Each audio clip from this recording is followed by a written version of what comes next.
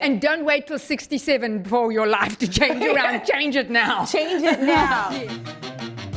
Cheers to happiness and wellness. Cheers. Yes. Of course, we see you in CoverGirl and we see you out Isn't here. that fun? Yes. So I wonder what age that is. I don't know. I'm only 71.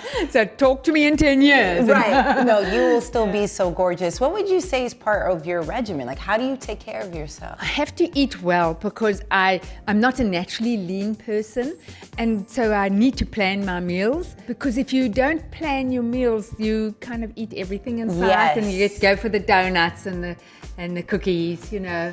Modeling since you were 15. Yes. And you're also a dietitian. I'm a dietitian. I mean, I'm sure you love both, but is there one of them that you absolutely are just so happy that you decided to learn more about? Yes, well, as a dietitian, I have 2 Master of Science degrees, and both times it's because I love research work. So the first research work was with people with the bowel diseases, the second one was with patients on dialysis. So they're very clinical. But I love that work, but it doesn't pay well and I can't feed 3 kids on it. So they always had to be part-time so that I could run a private practice, and then I would model as well. Wow. Yes. Hard work. I worked hard, but you have to survive. Yeah, absolutely. You have to survive. When you were going through that, because, before the camera started, we were just talking about how you raised your kids, you were a single mother, and it was tough on you, and Yes. it was just, but you got through it. Yes. You don't need luxuries. So when you get divorced, you usually are economically challenged. Yeah. And you have to accept that fact. So you can do your own mani-pedis, you can color your own hair, you can cut your own hair, you can cut your children's hair as well as give them mani-pedis. Right. And you can eat peanut butter sandwiches and bean soup and get vegetables and fruit in season and whole wheat bread and it's just, you can survive. First of all, when you have young children, your main goal then is to get a good night's sleep, because I'm telling you, you are tired. And so people say, oh, but you've done so much. Yes, but when the kids were small, I just needed to keep them safe Yes. and fed Right. and the diapers changed. And so you can't really be that ambitious when you're here.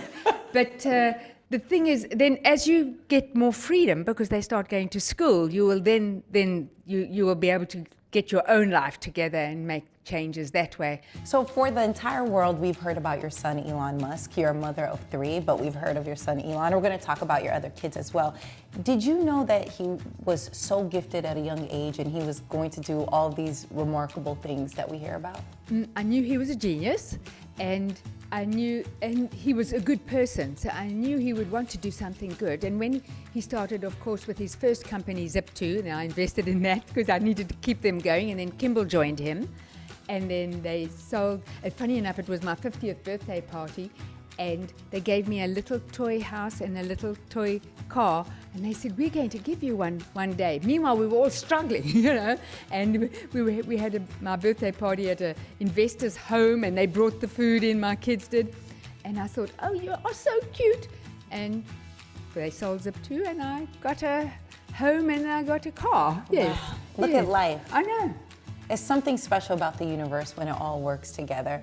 I want to hear about your other kids. Yes. Well, Kimbal, he does farm-to-table restaurants in Middle America because he feels the farmers need help and people need to eat better with fresh food.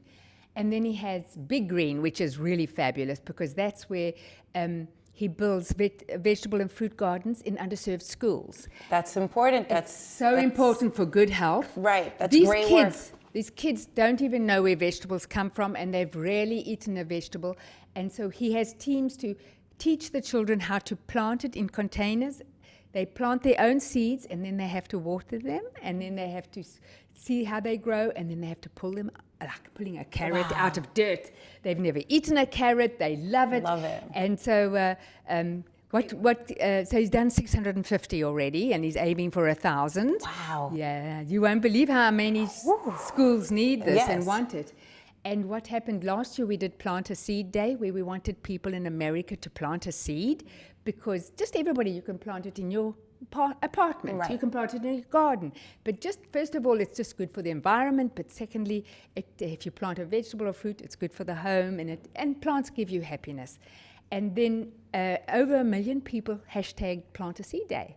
So on March on the 19th, we're going to do Plant a Seed Day. We're going to have celebrities help us. Just come along and plant a seed so that they are around us. Because when there's celebrities, then you get more people more posting exposure, more exposure, and we really appreciate that. And they're doing something good that it's not expensive, it doesn't harm anybody, it doesn't require a lot, and it makes people happy. Yeah. That's important. Yes. And now your third child. Tosca, she's just too fabulous, a very powerful woman, and she's has a platform called Passionflix. So she takes best-selling romance novels and she makes them into movies exactly like the book, because the people who read the book, these millions of women and some men, they want the movie to be just like the book. Right. And the male and female actors, the lead actors get the same salary fee. Yes. And the woman is the lead. Yes. And the woman is first billing. More yes. Yes, and a female director. And it's just doing so nicely. I mean, I think she's on her 10th movie now. Wow. And just on her platform, and the fans just love it. You must be so proud. So proud. For a lot of single mothers, a lot of times we talk about dating and how it can get very hard. But when you are a young mother, do you have any advice when it comes to that? Because it gets tricky when it comes to balance. Yes. There's always, when you meet someone, you're in La La Land, this is fantastic, but there are red flags. But you ignore them because you're so happy. You're in La La Land. You're so happy. And then the red flags start getting more obvious. If a guy's cruel to you or mean to you, you need to say, that's not nice. Right. When I would sometimes dump a guy, and I'd say, no, I don't want to see you. And then the excuse was, I can get younger than you. And I said, go and get it. Get it. So then don't let them pull you down. And they do. You don't dress right. I want you to dress more sophisticated. I want you to dress more casual. I want you to wear more makeup. So you get a lot of criticism, and then you try to please them. I try to please them all the time. But I should have gotten out of my relationship sooner because I was very hurt many times. And I think a lot of times, women, we've been, I don't know if it's conditioned to hold our pain and our struggles. What made you want to talk about it and share it with the world? And now you're sharing it in your book. Congratulations on your brand new book. What made you want to do that? I didn't want to do that. Okay. But I was told to describe my whole life from childhood to now. And then I did bring in my abusive marriage. Then I did all that. And then I said to my editor, I don't want this in it. And Elon, Kimbal, and Tosca, my 3 kids, had said to me, you've got to talk about your struggles. And I said, well, my marriage was terrible. You've got to bring that in. Yeah. Because there's other women in the same position. Yes. And so my editor at Viking would not let me take it out. And it seems to have resonated with a lot of women. They cry. Yes. They're so happy to know that I was defeated and I had no confidence and scared. Right. And you have to pull yourself out of it. And that happens many times in your life. When it comes to the modeling world, I feel like ageism is real. You've embraced it. How could other women embrace it? Because I feel like it's been a taboo thing amongst women. It's not amongst women though. Women shouldn't think other women are older. It's usually men who say we don't want older women. So that's wrong. So men have to stop that, and women have to support women who are getting older, who are intelligent and hardworking and really want to do good things, and men should support women too. Right. And we've seen more of that too, where men are supporting women, which is great. Right. Thank you, guys. Yeah. And we just have to bring that movement. Right. Yeah. I think it's important because I feel like it just puts so much pressure on women, to keep up with some type of standard look. Women are scared of aging. They are just really scared about it. They're scared of losing their job. They're scared of not being attractive. And we just got to get over that because men don't have that fear. At all. At all. And then you need to focus on what does make you happy. You have lots of great friends, and if you have good work and you love it and you want to change your work, you do that. And you just need to be more like a man.